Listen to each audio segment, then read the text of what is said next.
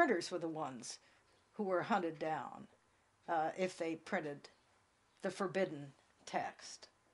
So more than we think of persecuting the authors, but it was really the printers who suffered most. As print technology developed in Europe and America, its pivotal social role became clear.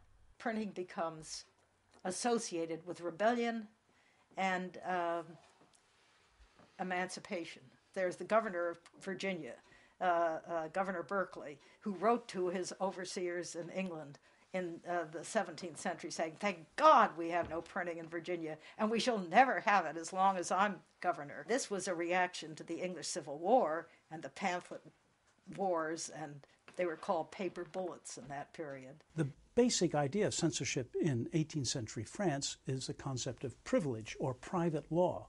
A publisher gets the right to publish a particular text that is denied to others. So he has that privilege. What you have is a centralized administration for controlling the book trade, using censorship, and also using the monopoly of the established publishers. They made sure that the books that flowed throughout a society were the authorized editions, but also were within the control of the state, within the control of the king or the prince. You had a very elaborate system of censorship, but in addition to that, you had a monopoly of production in a booksellers' guild in Paris. It had police powers, and then the police itself had specialized inspectors of the book trade.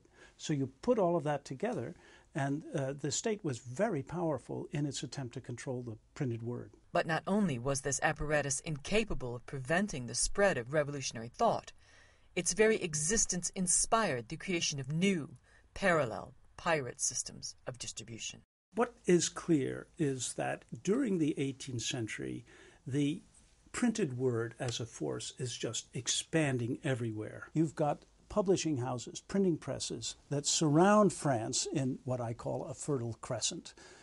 Dozens and dozens of them producing books which are smuggled across the French borders, distributed everywhere in the kingdom by an underground system. I have a case of one Dutch printer who looked at the index of prohibited books and used it for his publication program because he knew these were titles that would sell well. The pirates had agents in Paris and everywhere else who were sending them sheets of new books which they think will sell well.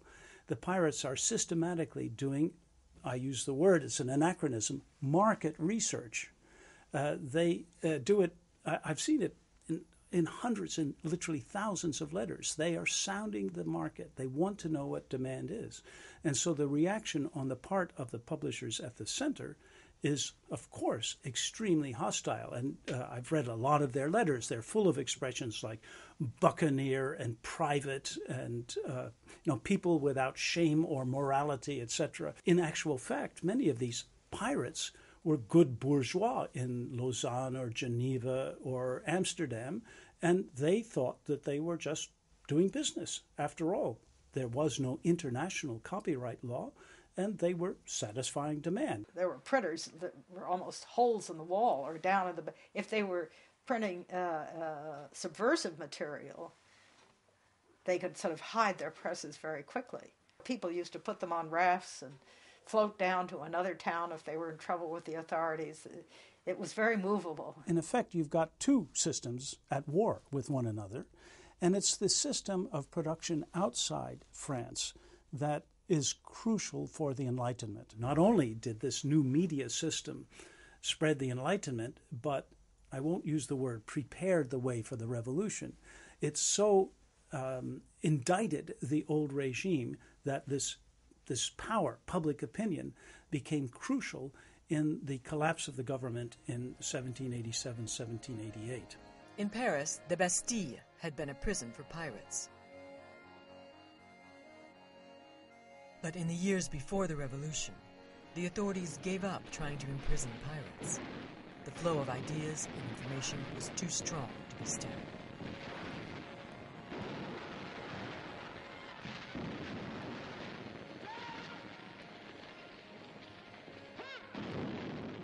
And I think that's the dramatic change that was affected by the printing revolution, where all of a sudden the emergence of a new reading public, the emergence of an undisciplined reading public, which were not subject to the same norms of reading or the same norms of our relation to knowledge as it was in the past.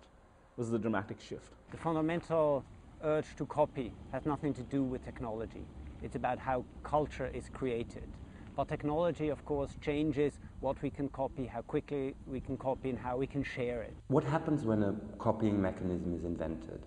And you can take the printing press or you can take BitTorrent. It shapes people's habits. It gives people completely new ideas how they could work together, how they could share, what they could relate to, what their lives could be. There's no way that an absolutist political system can totally suppress the spread of information. New media adapt themselves to these circumstances, and often they can become even more effective because of the repression. Why should improvements in our capacity to copy be linked to social change?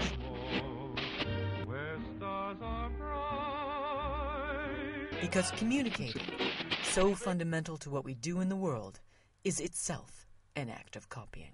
The one technique that brought us to where we are is copying. Sharing is at the heart of, in some senses, existence. Communication, the need to talk to someone, is an act of sharing. The need to listen to someone is an act of sharing.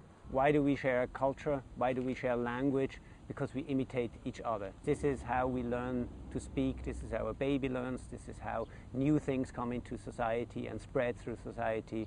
Basically, what keeps us together is that we copy from each other. When the spoken word was our only means of communication, we traveled far and wide to deliver it to others.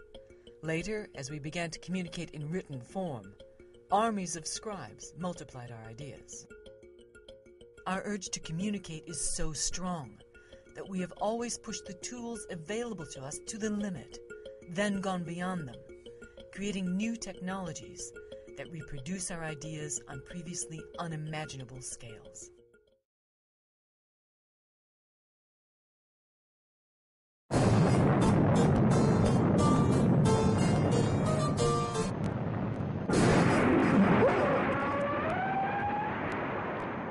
In 1957, the USSR launched Sputnik.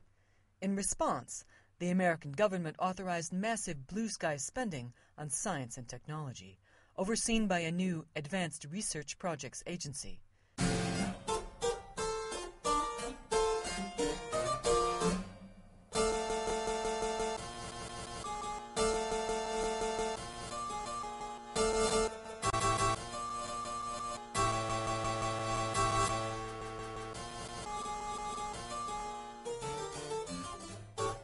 It was ARPA, developing the ideas of visionary computer scientist Joseph Licklider, that came up with the concept of networking computers. It's been hard to share information for years. The printing press, of course, was the great step into sharing information, and we have been needing for a long time some better way to distribute information than to carry it about.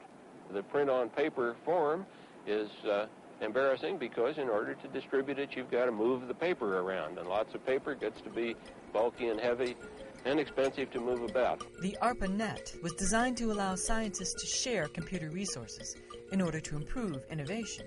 To make this vision work, ARPANET had to allow each machine on the network to reproduce and relay the information sent by any other. A network in which peers shared resources equally was part of a massive shift from the corporate and commercial communication systems of the past, in which messages radiated from a central point or down through a hierarchy. There was no center, and no machine was more important than another. Anyone could join the network, provided they agreed to abide by the rules or protocols on which it operated.